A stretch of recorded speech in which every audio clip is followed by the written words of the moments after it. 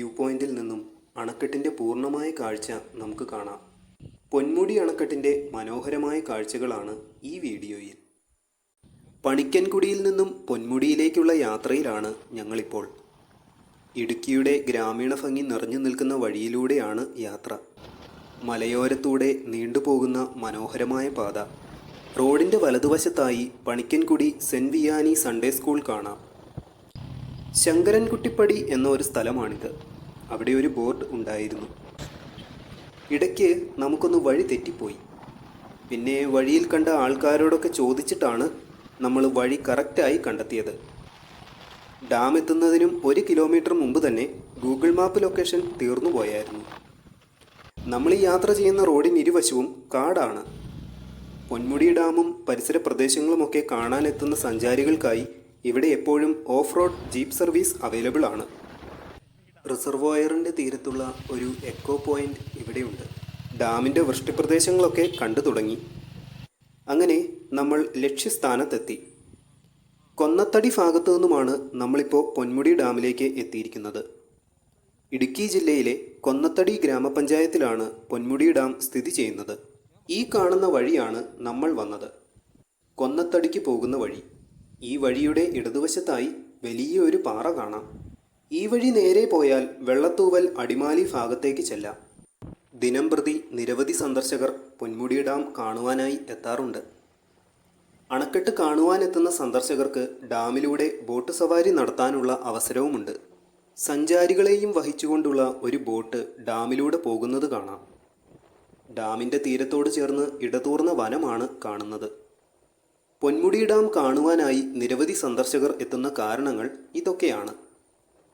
പെരിയാറിൻ്റെ പോഷക നദിയായ പന്നിയാർ പുഴയ്ക്ക് കുറുകെയാണ് പൊന്മുടി ഡാം നിർമ്മിച്ചിരിക്കുന്നത്. അണക്കെട്ടിന് മുകളിലൂടെ വാഹനഗതാഗതം അനുവദിച്ചിരിക്കുന്ന ഡാമുകളിൽ ഒന്നാണ് പൊന്മുടി ഡാം. അണക്കെട്ടിന് മുകളിൽ വാഹനങ്ങൾ നിർത്തിയിടരുതെന്ന് ഇവിടെ ഒരു ബോർഡിൽ എഴുതിയിട്ടുണ്ട്. ഡാമിനെക്കുറിച്ചുള്ള വിവരങ്ങളും ഇവിടെ രേഖപ്പെടുത്തിയിട്ടുണ്ട്.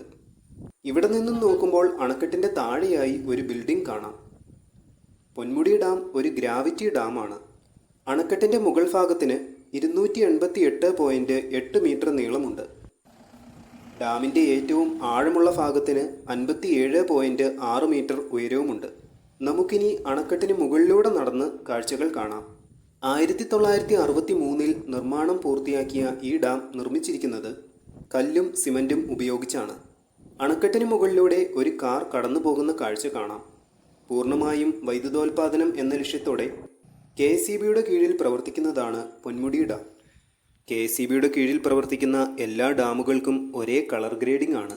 പൊന്മുടി ഡാമിലെ ജലത്തെ വൈദ്യുതിയാക്കുന്നത് കൊന്നത്തടി ഗ്രാമപഞ്ചായത്തിൽ തന്നെ സ്ഥിതി ചെയ്യുന്ന പന്നിയാർ പവർ ഹൗസിലാണ്. 2007 പന്നിയാറിൽ പെൻസ്റ്റോക്ക് പൈപ്പ് പൊട്ടിയുണ്ടായ ദുരന്തത്തിൻ്റെ വാർത്ത നമുക്ക് അത്ര പെട്ടെന്ന് മറക്കാൻ കഴിയുന്ന ഒരു കാര്യമല്ല. അന്ന് 8 പേര് കൊല്ലപ്പെടുകയും അനവധി വീടുകൾ തകരുകയും നിരവധി കൃഷിസ്ഥലങ്ങൾ നശിക്കുകയും ചെയ്തിരുന്നു. പെൻസ്റ്റോക്ക് പൈപ്പ് ദുരന്തത്തിന് ശേഷം 2 വർഷം കഴിഞ്ഞാണ് പവർ ഹൗസ് വീണ്ടും പ്രവർത്തനം ആരംഭിച്ചത്. പവർ ഹൗസിലെ വൈദ്യുതി ഉൽപാദനത്തിന് ശേഷം ജലം പന്നിയാർ പുഴയിലേക്ക് തന്നെയാണ് ചെന്നു ചേരുന്നതും. ആ കാണുന്ന വലിയ പാറയുടെ ചുവട്ടിൽ നിന്നുമാണ് നമ്മൾ നടന്നു പോകുന്നത്. പൊന്മുടി അണക്കെട്ടിലും സമീപ പ്രദേശങ്ങളിലുമെല്ലാം പ്രകൃതി സൗന്ദര്യം നിറഞ്ഞു നിൽക്കുന്നു. പച്ച പുതച്ച മലനിരകളും താഴ്വാരങ്ങളും. ലഭ്യമായ അത്രയും സ്ഥലം ടൂറിസത്തിനായി ഇവിടെ നല്ല രീതിയിൽ വിനിയോഗിച്ചിരിക്കുന്നു. കേരളത്തിലെ എല്ലാ ഡാമുകളും ടൂറിസത്തിൻ്റെ കാര്യത്തിൽ ഇങ്ങനെ വിനിയോഗിച്ചിരുന്നെങ്കിലെന്ന് ആഗ്രഹിച്ചു പോവുകയാണ്. പൊന്മുടി ഡാം സിനിമകളിലും ഭാഗമായിട്ടുണ്ട്. അതിൽ എടുത്തു പറയേണ്ടത് കുഞ്ചാക്കോ ബോബനും ബിജു മേനോനും പ്രധാന വേഷത്തിലെത്തിയ ഓർഡിനറി ആണ്. നടന്ന് നമ്മൾ അണക്കെട്ടിൻ്റെ ഇങ്ങേ അറ്റത്ത് എത്തിയിരിക്കുന്നു. ഇവിടെയാണ് പൊന്മുടി ഡാമിൻ്റെ ഷട്ടറുകൾ. പൊന്മുടി ഡാമിന് 3 ഷട്ടറുകളാണ് ഉള്ളത്. സന്ദർശകർക്കായിട്ടുള്ള ജീപ്പ് സർവീസും ബോട്ട് സർവീസും കൂടാതെ ഡാമിൻ്റെ കാഴ്ചകളെല്ലാം ക്യാമറയിൽ പകർത്താം എന്നതും ഇവിടേക്ക് നിരവധി സന്ദർശകരെ ആകർഷിക്കുന്നു. കുറച്ച് ദൂരെയായി അവിടെ ഡാമിൻ്റെ തീരത്ത് ആളുകൾ നിൽക്കുന്നത് കാണാം.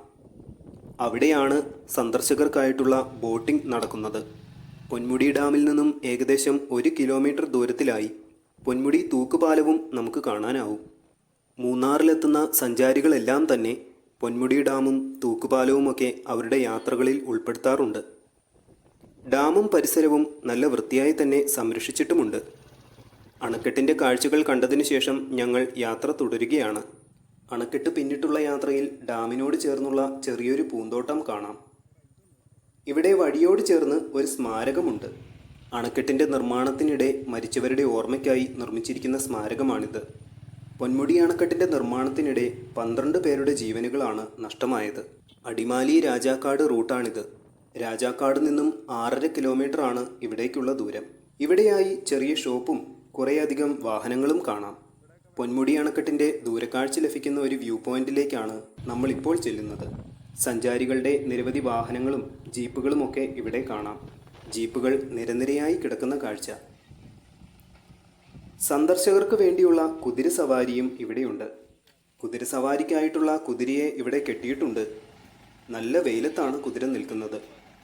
അതിനെ തണൽ നോക്കി ഒന്ന് മാറ്റി കെട്ടാമായിരുന്നു.